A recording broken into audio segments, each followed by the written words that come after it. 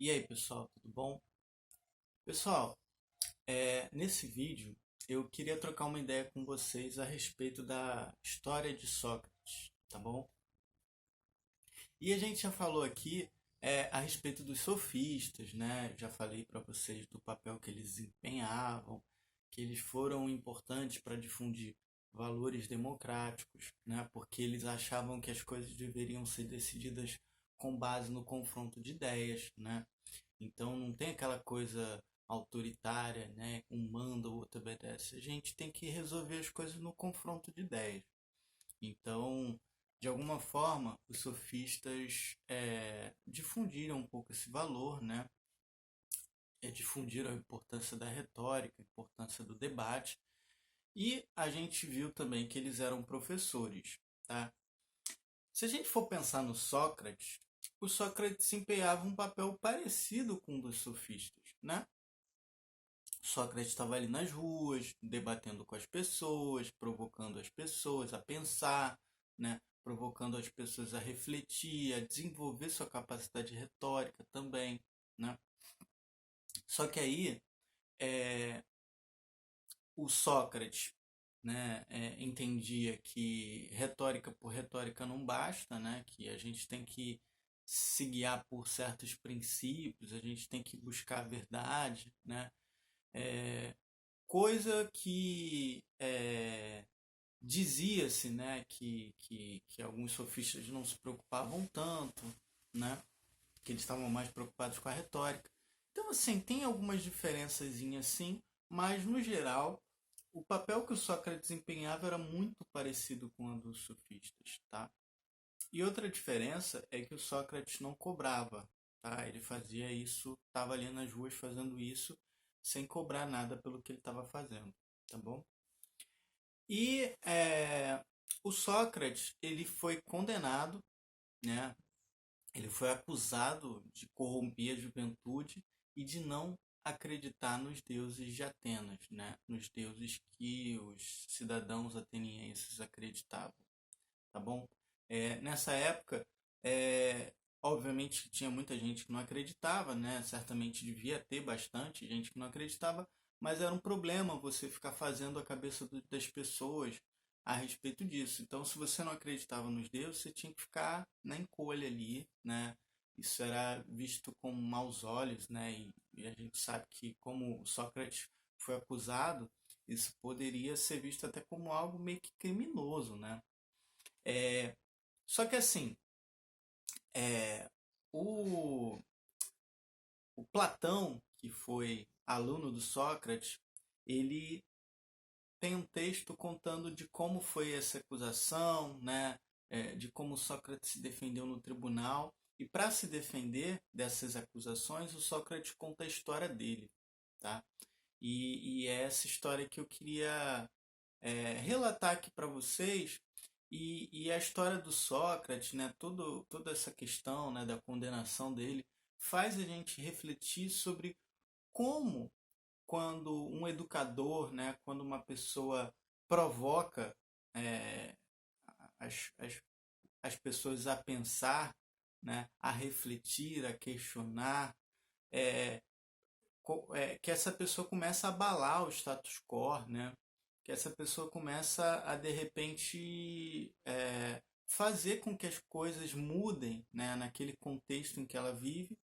Isso acaba de alguma forma incomodando algumas pessoas, né? Algumas pessoas das quais interessa que as coisas se mantenham daquele jeito, né? Então, se você é um educador que você provoca mudanças na sociedade em que você vive, na cidade em que você vive, né?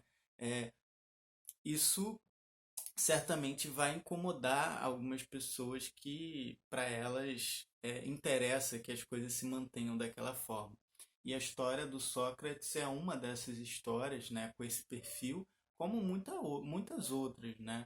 Então, normalmente pessoas que mobilizam, que provocam mudanças, né, incomodam muita gente, né? E o que aconteceu? O Sócrates ele foi condenado a é, ou a pena de morte ou a se exilar. né, ao exílio, né, ele ficar em outra cidade, né, é, é, sem poder fazer filosofia, né, ele ficar preso em outra cidade. Né, ele recebeu essas duas alternativas. E ele foi acusado de corromper a juventude e de não acreditar nos deuses. Para se defender da acusação de não acreditar nos deuses, o Sócrates conta a história dele, né? Ele fala que ele viu que a filosofia era a razão da vida dele, que era como se fosse uma missão divina, porque lá atrás um amigo dele foi no oráculo e o oráculo disse que o Sócrates era o homem mais sábio, né? O oráculo era um templo, né, que tinha uma sacerdotisa lá, né, que ela ficava em transe, falava num linguajar estranho, e aí um outro sacerdote que estava lá acompanhando ela traduzia, né? E aquela mensagem era que o oráculo, né, que as pessoas iam consultar nesse templo religioso, é, elas era uma mensagem enigmática, né? E era uma mensagem dos deuses, né, para aquela pessoa. E o oráculo disse que o homem era mais o oráculo disse que o Sócrates era um homem mais sábio, e ele foi querer saber, querer entender. Ele sabia que o oráculo fez uma profecia enigmática, ele tinha que entender que enigma era esse.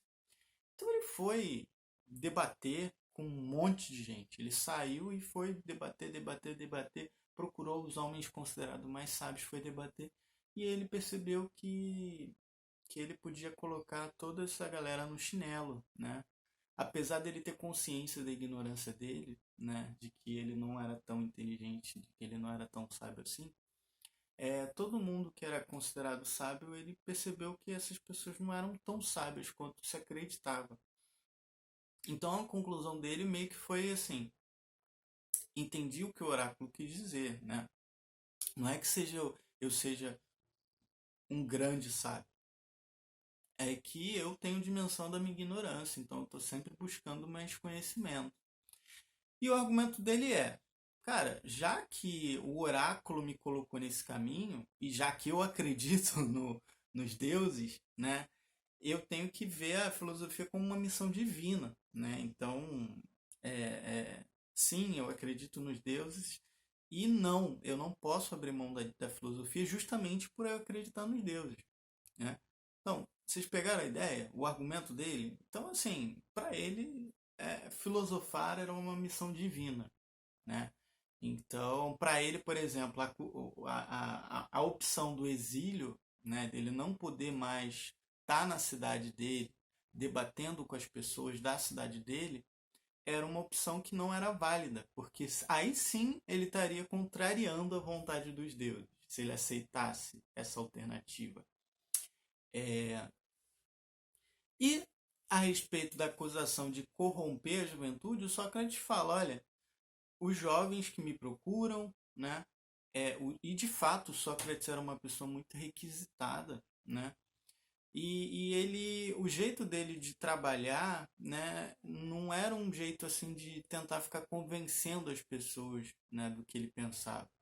Ele era um provocador, né, ele era uma espécie de provocador. E galera, o Sócrates era muito bom com isso. Ele ia conversar com você, né, com as pessoas, e ele ficava provocando, provocando, provocando. E muitas das vezes a pessoa se dava conta de que sabia muito mais do que ela imaginava, porque ele conseguia provocar as pessoas a colocar o que elas sabiam para fora. Esse era o trabalho que ele fazia, né? Então ele ia desenvolvendo a capacidade crítica, reflexiva, retórica das pessoas que estavam ali seguindo ele, tá? É, e assim, galera, a gente sabe que as coisas como elas estão, elas sempre vão estar, de alguma forma, privilegiando algumas e prejudicando outras. Então, quase sempre, se você for olhar para a sociedade, vão haver pessoas que estão num certo posto, que frequentam certos lugares, né? E essas pessoas vão querer se manter nessa posição, muitas das vezes de privilégio, muitas das vezes um privilégio que é oriundo de injustiças, oriundo de exploração, né? Não é sempre, né? Às vezes a pessoa tem uma posição um pouco melhor por mérito dela, mas muitas das vezes a pessoa ocupa aquele lugar ou porque ela herdou aquela posição de alguém, ou porque ela domina certas coisas, né, que outras pessoas não dominam, e ela vai fazer de tudo para fazer com que essas outras pessoas não dominem, para que essas pessoas não tomem o lugar dela, né? Então, quando chega alguém que provoca, que faz com que o povão, as pessoas, os cidadãos, todo mundo reflita, pense, essa pessoa que dá uma chacoalhada no status quo e faz com que as coisas mudem de alguma forma, elas sempre vão incomodar o interesse de alguém, né? E é importante a gente refletir isso, né? Porque normalmente a ideia que a gente tem, né?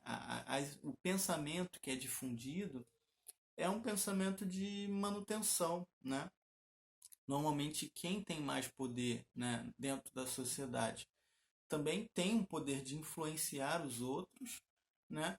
E ele sempre vai tentar influenciar os outros para manter tudo como tá, né? E aí se vem uma figura como Sócrates que começa a fazer as pessoas terem um olhar crítico, né? Imagina você, tem um cidadão ateniense lá. Esse cidadão, ele tem posse, ele tem dinheiro, ele tem influência política, né? Aí você tem um aluninho do Sócrates lá que começa a ter um olhar crítico das coisas, né? E que começa a ver problema em algumas coisas, né? Em algumas operações, né? Em algumas e também começa a ganhar destaque, né? Colocando a posição que esse outro cara que tem um privilégio, que tem posse, que tem dinheiro, que tem influência política, se outras pessoas começam a ascender, começam a ocupar o espaço que só esse cara conseguia ocupar, cara, esse cara vai falar, quem é que está fazendo com que essa galera se movimente, né? E aí a resposta seria Sócrates. Ainda que o Sócrates não necessariamente fizesse isso com essa finalidade. Olha, ocupa o lugar daquele cara, né? Só do fato do Sócrates estar levando conhecimento para essas pessoas e fazendo com que elas se, se emancipem, ampliem seus horizontes, isso vai incomodar alguém, né? E a história do Sócrates é marcada por isso, né? E, e, e aí era essa reflexão que eu queria trazer para vocês, né?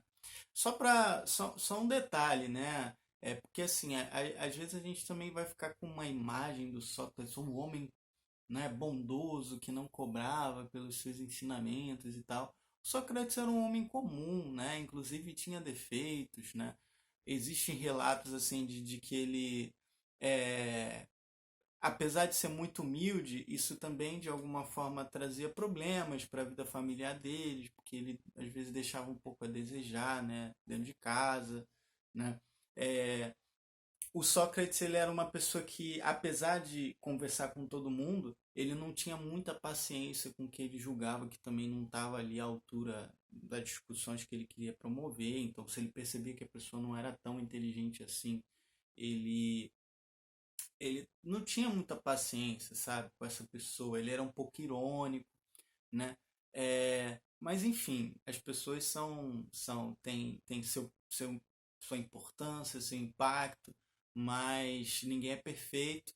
E assim, eu acho que a história do Sócrates é um exemplo legal para a gente refletir sobre isso, né? Do como essas pessoas que abalam o status quo, que fazem com que as pessoas se movimentem, se agilizem, com que as pessoas tenham um olhar crítico para a realidade, que as pessoas almejem e de repente até ocupem de fato espaços que elas não ocupavam antes, essas pessoas vão incomodar certos grupos, certos segmentos, certas pessoas que têm determinados privilégios, né? E o caso do Sócrates não é diferente. Pô, o cara foi condenado à morte, né? Então, era essa história que eu queria contar para vocês aqui hoje, tá? E a gente vai continuar falando um pouquinho mais de Sócrates também, né, no próximo vídeo aí, tá bom, galera? Abração.